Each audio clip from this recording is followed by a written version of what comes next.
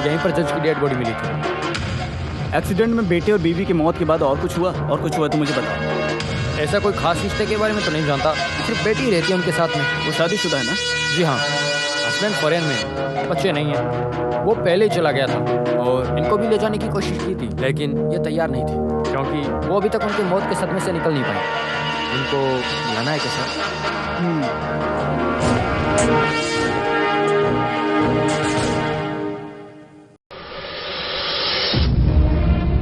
उस दिन सुबह यहाँ कोई आया था क्या जिस पे शक किया जा सकता है? I mean, दोस्त या कोई इंसान जिस पे शक किया जा सकता है? ऐसा कोई आया है, याद नहीं आ रहा। देखो अच्छे से याद करके बताओ, कोई आया था क्या? नहीं, सर्वेंट्स को रखना पापा को पसंद नहीं है और ड्यूटी पे जो गुनमन थे उनकी बीवी की तबीयत ठीक नहीं है, ये फोन आया तो पापा ने उन्हें छुट्टी दे दी थी।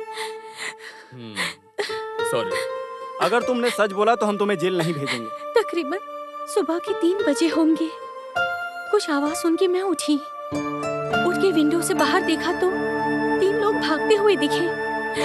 कुछ तो गड़बड़ है ये सोच के मैं पापा के कमरे की तरफ बढ़ी, लेकिन तभी तक मेरे पापा। ठीक है प्लीज।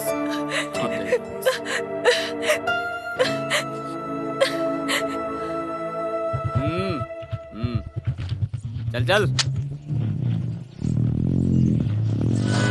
रोक गाड़ी रोक। अरे गाड़ी रोकना। अरे ये तो अच्छा, तो पुलिस से डर लगता है क्या? रे गाड़ी में ब्रेक नहीं है क्या? ऊपर से ओवर स्पीड मोटर व्हीकल है, लंबा जाएगा। चलो बाहर निकलो, जल्दी बाहर आओ। यहाँ से नहीं ले सकता। कलेक्शन फिर से चालू किया क्या? कसम से नहीं सर, यहाँ ज्वाइन होने से पहले आप क्या करते थे? आज से सब बंद। हाँ, कसम से सब बंद। लो। और हाँ जी सर। अगली बार जब मिली तो मूछ इतनी बड़ी नहीं मिलनी चाहिए। पुलिस वाले को देखने पर वीरप्पन नहीं दिखना चाहिए, समझा? ये जीप यहाँ से लेके दफा हो जा। सर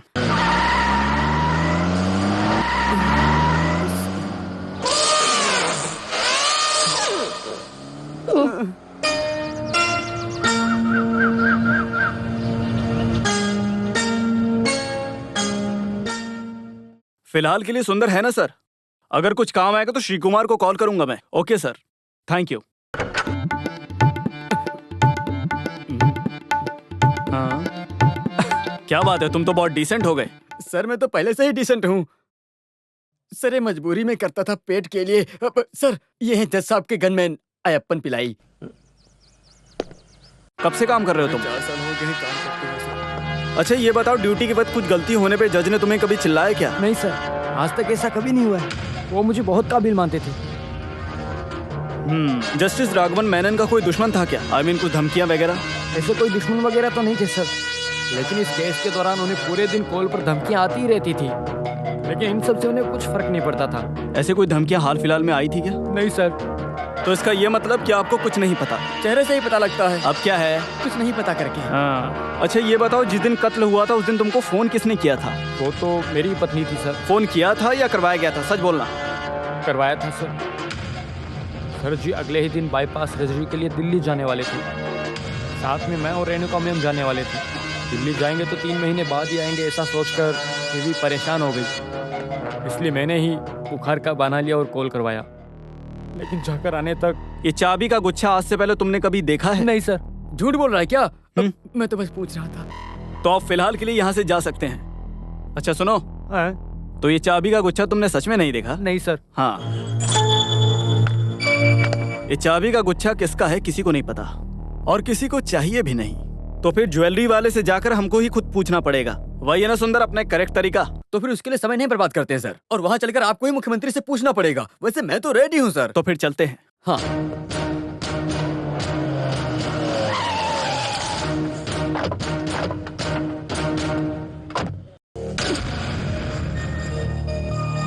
हम क्राइम ब्रांच से हैं।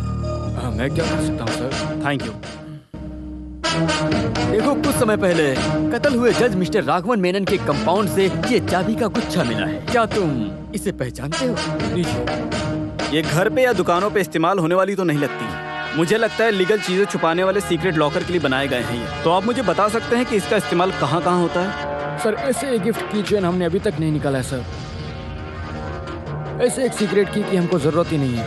सीधा साधा तरीके से चलने वाले सच और भरोसे की बुनियाद पर बना हुआ एक बिजनेस एम्पायर है हमारा। ये लीजिए चाबियाँ, आप हमारे रिकॉर्ड्स और स्टोर चेक कर सकते हैं सर। तो ये हमारा एडवर्टाइजमेंट गिफ्ट सब एक एडवर्टाइजिंग एजेंसी करती है सर। वहाँ पूछोगे तो शायद कुछ भी मिल सकता है सर। ये लीजिए उनका कार्ड। जिस नाम मीडिया एडवर्टाइजिंग। ये की चेन्स हम उनको इतने समय से गिफ्ट पे देते आ रहे हैं। वैसे ये तो रिजेक्ट किया हुआ है, कोई सैंपल में लेकर आया था। सर पहले कभी किसी ने तो लाया हुआ सैंपल है। कौन लेकर आया सैंपल? हर दिन कोई ना कोई कुछ ना कुछ लेकर आता ही है। जब पार्टी को पसंद आता है तो ही हम उसे लेते हैं। अब ये तो पहले ही रिजेक्ट किया हुआ मॉडल है, तो इसका डिटेल्स यहाँ पर होगा मुझे नहीं लगता। जब तक इस कीचेन का मालिक नहीं मिल जाता तब तक आप ये शहर छोड़ के नहीं जा सकते, समझे आप? हाँ बिल्कुल। कॉलेज में इस तरह की घटना पहली बार घटी है। कभी भी भरोसा नहीं कर सकते सर। आप एक पुलिस ऑफिसर होने के नाते ही ऐसा सोच पा रहे हैं। पिछले कुछ सालों से मैं इन लड़कों को काफी अच्छी तरह से जानती हूँ। अगर आप लोग आगे भी ऐसे बोलेंगे कि ये कातिल है तो मैं बिल्कुल नहीं। देखिए मैडम, जान पहचान तो अच्छी बात है। पहचान का हो जाने से बेगुनाह तो साबित नहीं हो जाता ना, सबूत इम्पोर्टेंट है। और उसके लिए किसी को भी पूछताछ करने का हक हमें भी है। हम ऐसे ही पूछते रहेंगे। मैंने कुछ गलत कहा क्या सर? हाँ, हमको मिस राधिका मेनन से मिलना है। राधिका मिस को आने को बोलो। कृष्ण कुमार और जस्टिस राघवन मेनन के मर्डर के वक्त इनका प्रेजेंस काफी क्लियर है, समझी ना आप?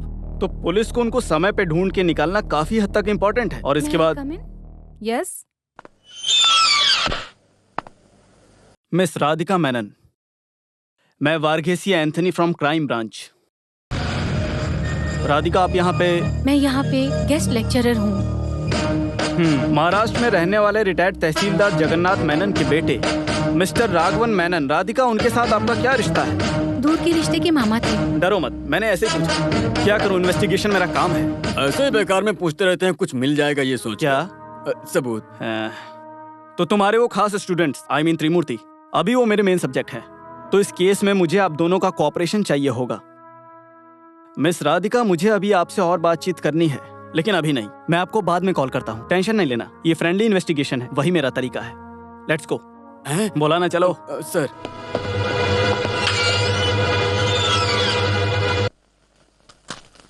जज के घर की पिछले 3 महीने की आउटगोइंग और इनकमिंग कॉल्स की लिस्ट मिली है सर। क्या आप देखोगे सर? अभी जिस केस का हम इन्वेस्टिगेशन कर रहे हैं उसकी डिटेल्स किसी को भी पता नहीं चलनी चाहिए। Be careful. Yes sir. वो लड़के जिस दिन भागे थे, उस रात को पुलिस ने पेट्रोलिंग अच्छे से की थी। स्टेट के सारे कोने कोपचे को मस्त एक रात में छान मारा। उस हादसे के बाद पेट्रोलिंग में कोई कमी नहीं है। यहाँ वहाँ भाग ही रहे ना। अगर पेट्रोलिंग सही से हुई है इसका मतलब वो त्रिमूर्ति शहर में ही है। लेकिन मैं जानता हूँ कि वो इस शहर से भागने की कोशिश जरूर करेंगे। एक और बार छान मारूं क्या? हाँ, इसकी जरूरत पड़ेगी। उनको पकड़ना ही होगा, और वो भी बहुत जल्द। छान मारूं फिर? हाँ, बोला ना मैंने। सर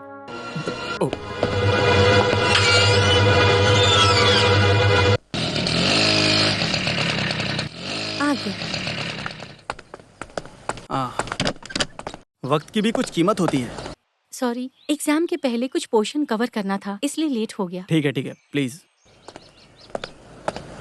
भाषा में अच्छी पकड़ है आपकी, और मैंने सुना आप एक अच्छी कलाकार भी हैं। तो कोई भी गाना लिखने के बाद उसे करेक्ट करने और ट्यून करने से पहले मैंने सुना है वो त्रिमूर्ति राधिका मेनन से राय जरूर लेते थे।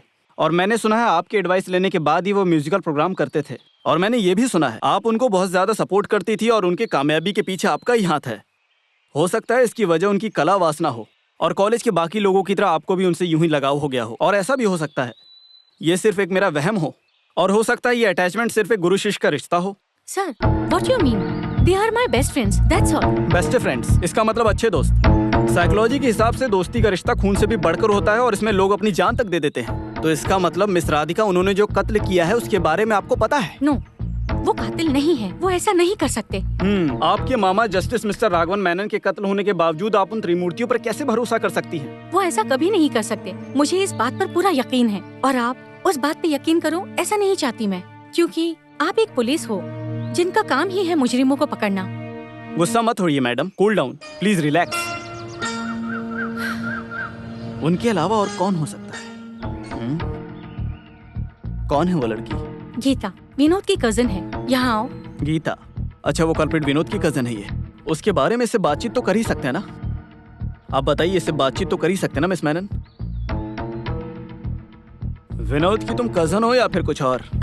सर, आप जैसा सोच रहे हैं वैसा हमारे बीच कोई रिश्ता नहीं है। तुम्हारे कहने का मतलब है उस मर्डर विनोद के साथ तुम्हारा कोई बड़ा रिश्ता नहीं है, और अगर कोई रिश्ता होता भी तो वो ज्यादा दिन तक चलने नहीं वाला। क्यों मिस गीता, मैंने ठीक कहा ना?